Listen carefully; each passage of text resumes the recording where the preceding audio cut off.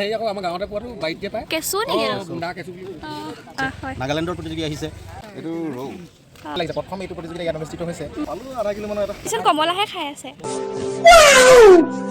Hello' and welcome to my YouTube channel মই প্ৰস্তুতি ফুকনে আপোনালোক সকলোকে মোৰ ইউটিউব চেনেললৈ পুনৰবাৰ স্বাগতম জনাইছোঁ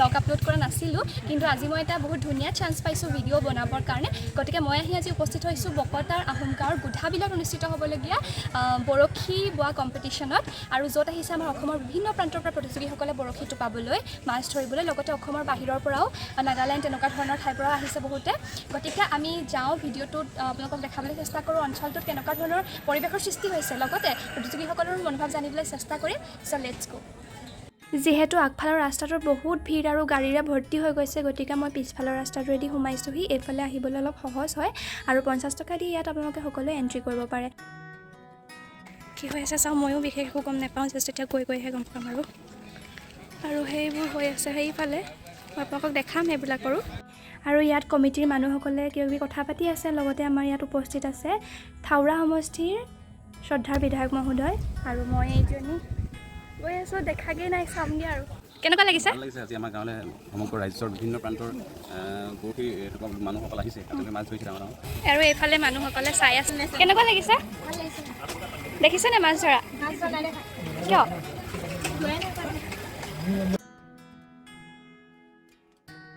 গোটেই বিলখনৰ চাৰিওফালে মানুহেৰে ভৰ্তি প্ৰতিযোগীৰে ভৰ্তি প্ৰায় 600ৰো অধিক প্ৰতিযোগী আহিছে চবফালে মানুহে বৰশী টোপাই আছে বহুত কেণ্ডিডেটছ হৈছে কিমান হৈছে ইনে জানা হ'ব 1000 মান হ'ব চাগে চোৱা মানুহ ইভাগে হেৰি প্ৰতিযোগী আৰু প্ৰখৰ ৰ'দৰ বাবে সকলোৱে ছাতি লৈ বা বেলেগ ধৰণৰ বিকল্প ধৰণে টুপি পিন্ধি এনেকৈ বৰশী টোপাব লগা হৈছে ইমান ধুনীয়া এটা বিৰল দৃশ্য আমাৰ বকতাত হয়তো প্ৰথমবাৰলৈ বৰশী টোপোৱা প্ৰতিযোগিতা হৈছে আৰু এই প্ৰতিযোগিতাখনিত পুৰুষ মহিলা উভয়ে অংশগ্ৰহণ কৰিছে সেইটো চাই বেছি ভাল লাগিছে ইণ্টাৰেষ্টিং পুৰা আৰু এইফালে আমাৰ দোকানো পুৰা চলিছে বৰ্মা দেখিলে নে মাছ ধৰা দেখিলোঁ কলা কৌশলীয়া বিভিন্ন ধৰণে লোকেল হয় আপুনি ক'ৰ পৰা আহিছে নামৰূপৰ পৰা আচ্ছা উঠিছেনে মাছ এজনে পাইছিলে উঠিছেনে মাছ মাছ উঠি যা উঠিবা টেনশ্যন নল'ব এইটো কি দিছেনো আপুনি বহুত কিবা কিবি মিছ কৰা আছে এইকেইডাল হেৰি আকৌ আমাৰ গাঁৱতে পোৱাটো বাইট দিয়ে পায় কেঁচু নেকি না কেঁচু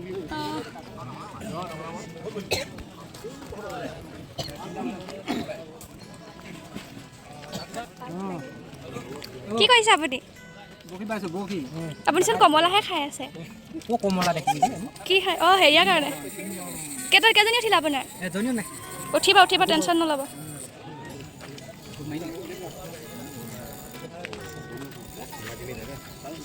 আৰু প্ৰতিযোগীসকলৰ বাবে কমিটিৰ তৰফৰ পৰা এয়া লঘু আহাৰ দিয়া হৈছে মাজে মাজে বন পানী বটল এনেদৰে কণী এনেদৰে যোগান ধৰি ৰখা হৈছে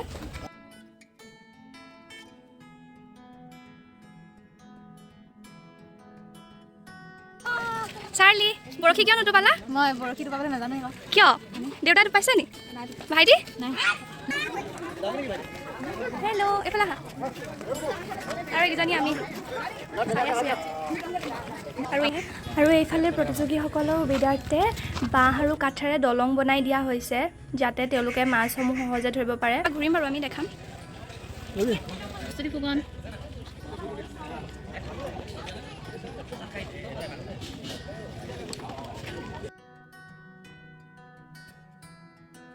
আৰু ইয়াত হৈছে খাদ্যৰ যা যোগাৰ আপোনালোকে বিকিছে নেকি কি বিকিছে কওক আকৌ কি কৈছে কওক পকৰি বিকিছোঁ পুৰি চাহ ভাতো হ'ব গাহৰি ভাত এইফালে গাহৰি ভাত মজা পিঁয়াজি বনাইছে পকৰি বনি আছে কেনেকুৱা বজাৰ কেনেকুৱা চলিছে নৱেম্বৰৰ 12 তাৰিখে হ'ব পাটচাকু দীঘলী বিলত পুনৰ বৰশী মাছ ধৰাৰ প্ৰতিযোগিতা, তালৈও আপোনালোকে যাব পাৰে।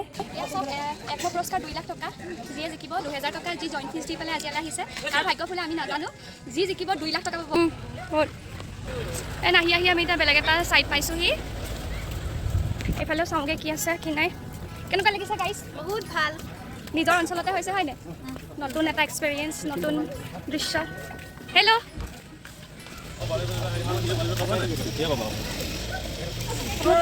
পেন্দাই ইফালে আপোনালোকে মানুহ চাওক, মানুহৰ ভিৰটো চাওক কিমান বেছি।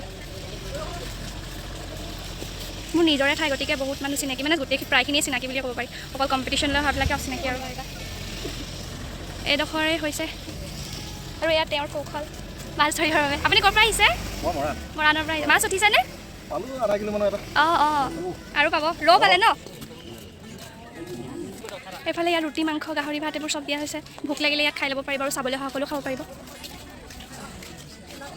আৰু এইডোখৰতে শেষ হৈছে আচলতে, ইয়াতে শেষ হৈ ইটো চব কিমান দূৰলৈকে পাইছে।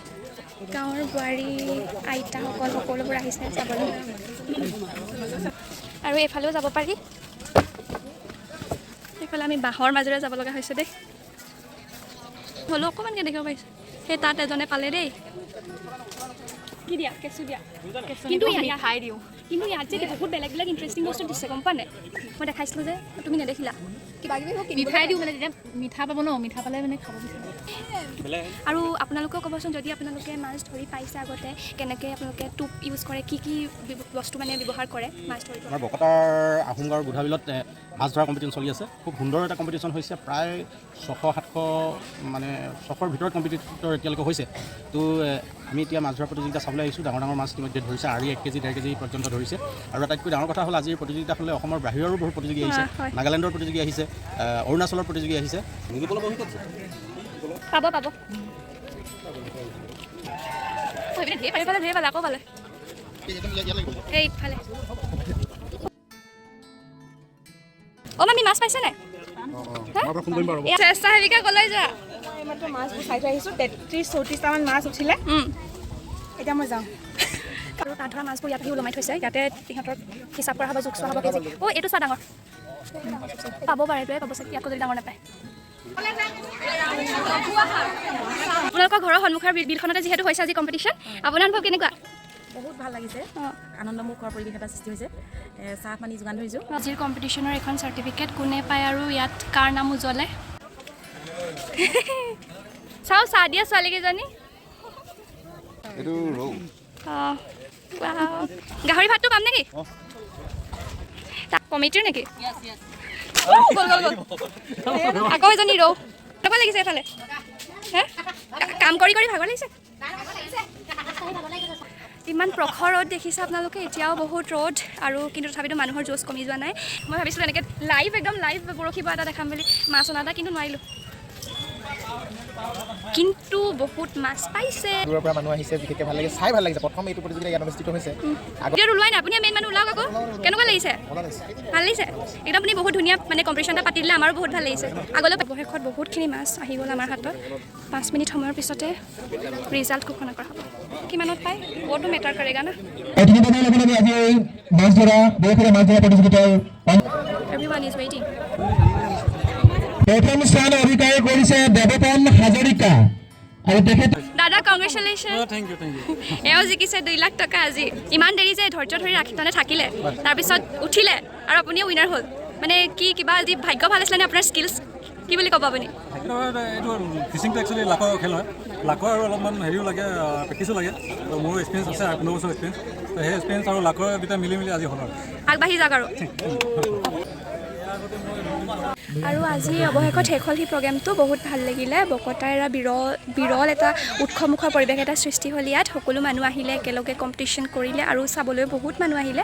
গতিকে আমাৰো বহুত ভাল লাগিল।